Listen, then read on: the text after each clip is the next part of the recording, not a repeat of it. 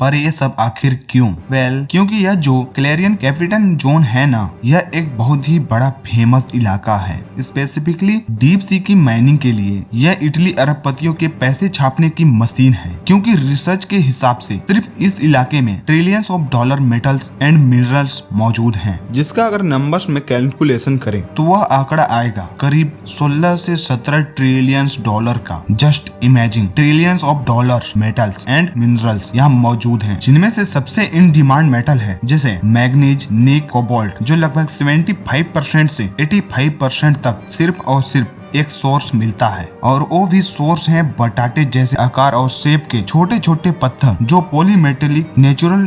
यह पत्थर इतने नायाब हैं, इन्हें बनने में करोड़ों सालों का समय लगता है और यह प्राकृतिक द्वारा बनाया जाता है। ओब्वियसली जिस दौरान इनमें लेयर बाय लेयर मेटल और मिनरल्स स्लोली डिपॉजिट होते जाते हैं। और मजे की बात तो यह है, यह पत्थर इसी एरिया के समुद्री तल में 90 लाख स्क्वायर मीटर के एरिया में फैले हुए हैं, जिनकी टोटल क्वांटिटी की बात करें तो यह लगभग 21 करोड़ टन की है। और इसी खजाने को हासिल करने के लिए दुनिया के सबसे पावरफुल देशों के बीच एक जंग छिड़ चुकी है, एक खामोश और बेहद खतरनाक जंग, जिससे सिर्फ हमारे समुद्र की सतह नहीं बल्कि आपका और मेरा अस्तित्व भी जुड़ा हुआ है। लेकिन अचानक से इन पत्थरों के पीछे भागने की क्या जरूरत पड़ रही है?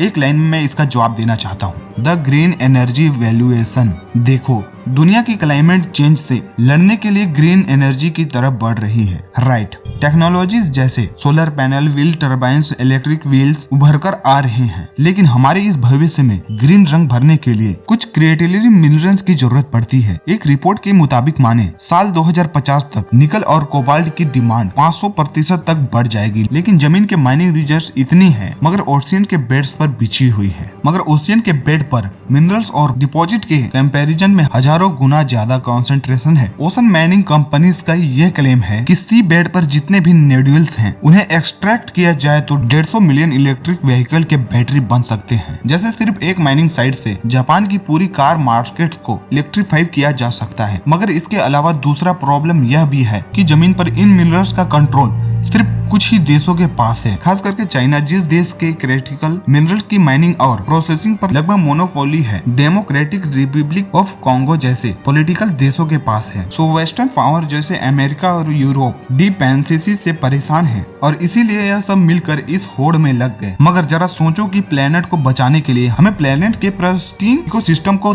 तबाह करना पड़ेगा, और यही है इस रेस का सबसे बड़ा पैराडॉक्स। हम पृथ्वी को ग्रीन बनाने के लिए हम समुद्रों को ब्लैक बनाने जा रहे हैं। तो सवाल यह नेचुरली उठता है कि समुद्र के इस विशाल हिस्से को आखिर कौन कंट्रोल करता है और इन सभी रिसोर्सेज पर किसका हक है? इसका जवाब 1982 में यूनाइटेड के नेशनल ने दिया था। UN convention the law of the sea यानी उनक्लो के अकॉर्डिंग, यानी देश की सीमाओं के बाहर का समुद्र का इलाका जिसे द एरिया कहा जाता है, जैसे देश की प्रॉपर्टी नहीं है बल्कि यह common heritage of human kinds है। और इसी की देख रेख करने के लिए the international seabed ISA बनाई गई है, जो पूरे समुद्र के इकोनॉमी को बचा के रखती है, खास करके उन एरियाज को जो कंट्री के किसी भी हिस्से में नहीं आते। सो इंटरनेशनल सी बेड अथॉरिटी ने अब तक कुल मिलाकर 31 एक्सप्लोरेशन कॉन्ट्रैक्ट दिए हैं, जिसमें चाइना फिलहाल इस रेस में लीडिंग पोजीशन पर है विद 5 कॉन्ट्रैक्ट। आज चाइना के पास जैसे मेजियांग जैसे एडवांस रिसर्च व्हीकल और काइयो-2 जैसे माइनिंग रोबोट्स हैं, जो 4000 मीटर से भी ज्यादा गहराई में जाकर काम कर सकते हैं। एंड चाइना बिंग्स चाइना वो सिर्फ IAS के फ्रेमवर्क के अंदर ही काम नहीं कर रहा, वो पैरेलल गेम भी खेल रहा है। कुक आइलैंड जैसे छोटे पैसिफिक देशों के साथ सीधे डील्स कर रहा है, जिससे चाइना पैसिफिक में अपना इन्फ्लुएंस एग्रेसिव एक्सपेंड कर रहा है। इसके अलावा चाइना IAS से ज्यादा फंडिंग देने वाला देशों में से एक है, जिस पैसे को टेक्नोलॉजी सपोर्ट के बल पर उसने ISA के अंदर अपना इन्फ्लुएंस इतना बड़ा कर लिया है कि वह मरीन जैसे कन्वेंशन जैसे मुद्दों पर मूवेक्शन पर ब्लॉक करवा देता है। एंड चाइना का प्लान बिल्कुल भी सिंपल है। चाइना पहले से ही जमीन पर क्रिटिकल मिनरल्स की माइनिंग का